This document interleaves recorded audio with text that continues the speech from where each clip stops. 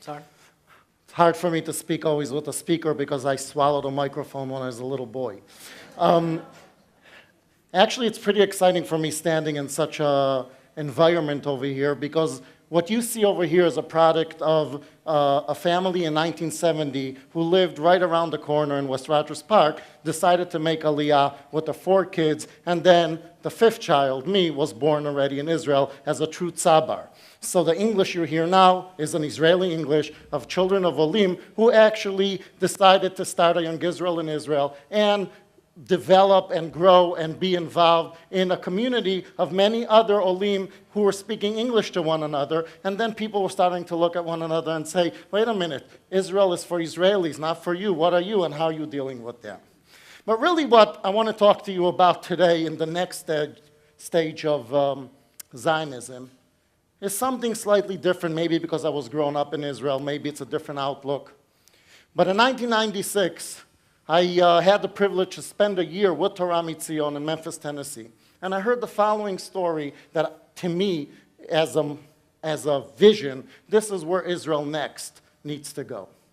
Reb Nata Greenblatt told me the following story. He said that when Rav Kook was one of his trips in Chutz La'aretz raising money for Vada Yeshivot in Israel, this Jew comes over to him after Rav Kook finishes his passionate drasha speech. He comes over and says, Rabbi, I have a question for you. He says, okay, go ahead. And he says, I don't get it. Every single year, we say again and again, Lashana Haba Yerushalayim. What does that mean? You're coming from Yerushalayim. Do you also say it, Rabbi? What is this Lashana Haba Yerushalayim? The truth is, Jeremy was talking about his kids. Every year, my kids at the Seder, when we say Lashana Haba Yerushalayim, they always stop me and say, Abba, but we're here already. What is this all about? The other time that I hear it, how many Israelis are frustrated when they say Nachem and Tisha B'Av, Nachem and Avelei Yerushalayim. Look around, Yerushalayim is flourishing, it's growing. Od Yeshvu Zkanim Uzkanot B'Rechovot Yerushalayim is happening. We're living that reality. What is this all about? Rav Kook cleverly looked back at him and said, let me teach you a slight halacha that probably most of you are familiar with.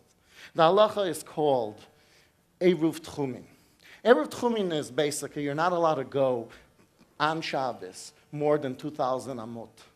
But if you need to go furthermore, what do? You take basically some bread and water, put it at a corner, and decide that that moment where your bread and water is your house. And from that point on, you have additional alpayim amma. What is the concept? Says the Gemara, Adam holech achar mezonotav. A person is considered where his bread and butter is coming from. That's his home. Says Rav Kook, when we say Lashana Haba Yerushalayim, we basically say that our hope is that Israel should be self-independent financially.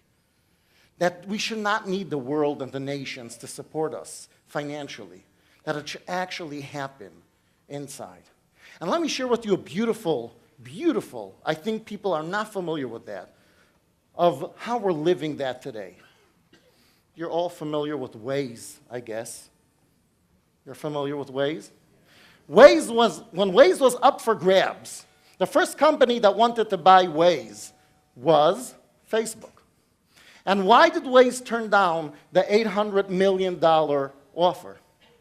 Because the leaders of Waze, who were secular, Israeli, proud Zionists, said, Facebook as a concept, every company they buy, they destroy and take it to Silicon Valley. We want the company to stay in Israel and provide funding in Israel. So they said no to $800 million, no deal. What did they do? A couple of months later, miracle in my eyes, Google turns around and offers them $1 billion and keeps Waze in Israel, providing jobs for hundreds of Israelis. If you're asking me what is Israel next is Lashana Haba Yerushalayim of Rav Kook.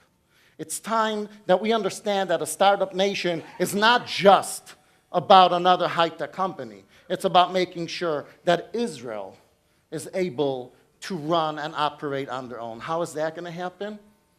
With the people in this room. If you think that world Jewry is not relevant, world Jewry is tremendously relevant for the next step of Zionism.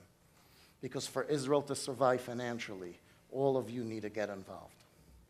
Not in giving donations, but thinking every day, how am I moving my business to Israel? How am I making sure that every single one of my businesses are happening with Israel?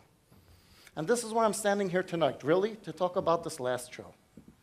This is the best kept secret in the Jewish community.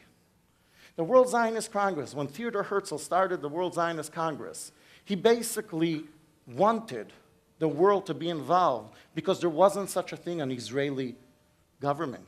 In 1948, when the government was funded, the Zionist organizations did not shut down. Why? Because they wanted a platform for world Jewry to stay involved and engaged in the state of Israel. So therefore, till today, there are Zionist institutions who are operating side by side to the Israeli government, who operate, yes, $1 billion budget for education worldwide. The Congress is going to happen in October 2015 in Jerusalem. 145 delegates from the United States are going to be walking into that Congress. And our job is to make sure that in that room, the vision of Torah, of religious Zionism, is going to be powerful over there. Each and every one of the speeches you heard tonight, each and every one of your personal opinions, you have a way to be involved. You have a way to make Israel to the next step of Zionism. It's a simple vote.